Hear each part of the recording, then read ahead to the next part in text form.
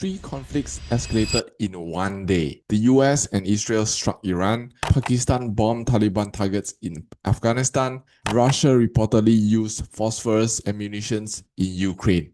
Three flashpoints, multiple nuclear powers involved. So naturally, people are asking one question: are we heading towards World War III? And more importantly for us, what's going to be happening to the markets? Let's break this down. Now, if you like videos like this, I'm going to give you 5 seconds. Help me out by clicking subscribe and also commenting more so that I can produce more videos like this for you guys. 5, 4, 3, 2, 1. Without further ado, let's get back into the video. First, let's get the facts right. United States President Donald Trump announced that the US has begun what he calls a major combat operation against Iran, and Israel confirmed that he has launched missile strikes on Iranian targets. That's a direct escalation, not just a rhetoric, with two major military powers engaging Tehran. Now, here's the part markets should care about. Following those strikes, Iran's Revolutionary Guard Corps began broadcasting on maritime radio that ships are not allowed to pass through the Strait of Hormuz, effectively warning commercial vessels to stay clear of the corridor. Shipping advisories from the maritime agencies are already telling captains to avoid the Gulf and adjacent routes because the fighting increases risk for navigation. Which brings me to why this matters. The Strait of Hormuz is far from a random body of water. It's one of the most important oil choke points on the planet, a narrow sea lane between Iran and Oman that connects the Persian Gulf with the Gulf of Oman and the Arabian Sea. Roughly 20% of the world's oil supply passes through that channel every day. Right now, Brent crude is trading around $73 a barrel, a level markets are already watching closely. But if the shipping through the Strait of Hormuz is effectively halted, even temporarily, that changes the entire supply picture. Because if that stops, tankers can't transit, producers can't export as usual, spare capacity becomes market focus. This is not speculation, it's just simply supply math. Less flow means tighter supply, and tighter supply would mean upward pressure on price, which also means that companies like ExxonMobil, Chevron Corporation would benefit from it because revenue per barrel would increase, margins will expand, cash flow improves. Energy stocks tend to outperform when crude surges, especially if the Strait of Hormuz situation persists. Now, whenever geopolitical risk rises, capital tends to look for protection. And where do they turn to? Gold. Gold has always been a traditional hedge during uncertainty. Why? Because it's not tied to one country, it's not tied to one government, it's not tied to someone else's liability. So when trust drops, gold rises. That's the psychology behind it. Let's look at the charts to see what we can see for gold. So now, taking a look at gold from the technical perspective level, you can actually see that on Friday, gold actually spiked up during the New York session. And this was even before US actually officially attacked Iran.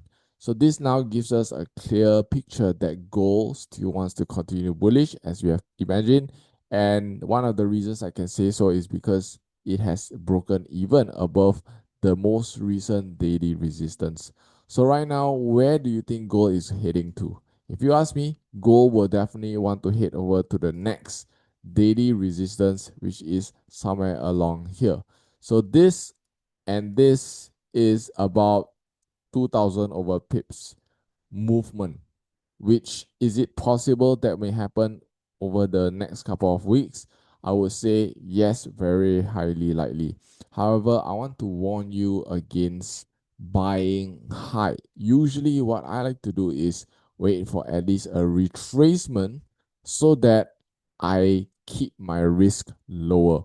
For example, you can see right here, this is a resistance. So naturally, gold would want to come back down to this resistance in order to continue moving higher.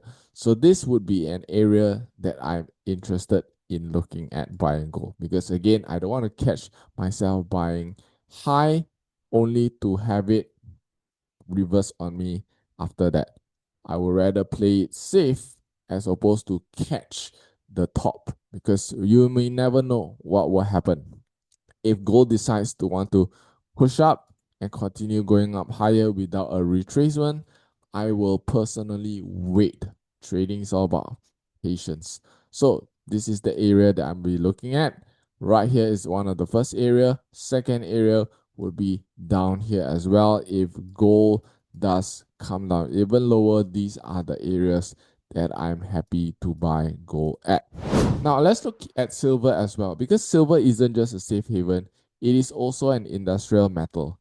This means that silver reacts to monetary stress and also economic expectations. When fear hits fast, gold usually moves first.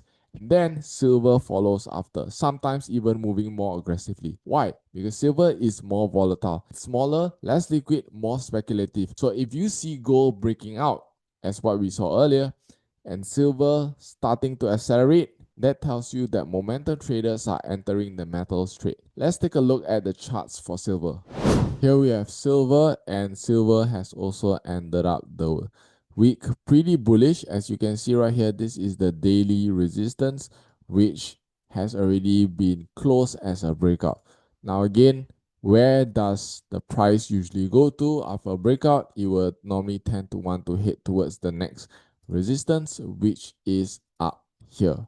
The price of the resistance is around 116, so 94 to 116. There's still some movement before it hits to that area. So what you want to do is, if you want to look to long silver, what you want to do is wait for a pullback before entering any buy. So one of the areas that I'll be looking towards getting some silver is at this level right here, around 88 level. So the bias is very, very clear. It is bullish. So just look for longs as opposed to looking for sells. By the way, a quick commercial break before the next part of this video. I've just created a new Telegram channel which I would love for you to join in. Just go on Telegram, search for Julian Yong FX, and you can see right here, this is my new channel that I've just created for me to share with you more stuff that I'm working on personally as well. As you can see right here, we are running the Journey to 10K challenge right now, and you can see the progress of how it goes along. And let's go back to the video. So here's where most traders get it wrong. They see war, they assume that stocks must crash. This is not how the market works. Stocks usually respond to earnings expectation, interest rates, liquidity, and systemic risk. Now the only question left is the market already reacting? Let's head over to the charts to have a look. Taking a look at SPY right here, you can see that on Friday, SPY did end up a little bit bullish. And I want to just show you guys the pattern, how it has been since the start of 2026. Literally, it has been playing between this big level here for the longest of time. It tries to break through but is unable to. Right now, I would say it's at this smaller level of support and resistance. So price will tend to play within this level or even go up to this top level right here. Again, trying to play sideways before something happens. Right now, I'm waiting for either a breakout to the upside, or if it doesn't break out, it's going to come back down and break below this level right here to continue its way down. NQ on Nasdaq also looking like it's playing sideways between this level of support and resistance. As you can see, the level of support resistance does not change. So it is still playing within this level until a breakout happens, either to the top side or to the bottom side. Right now, it seems like it is in the middle. So the next place that I'm guessing it will go to would be back down to this support level right here. Next, I want to look at the general volatility of the S&P 500. As you can see, this is VIX, and as of now, the VIX is still pretty high, around 19 or 20.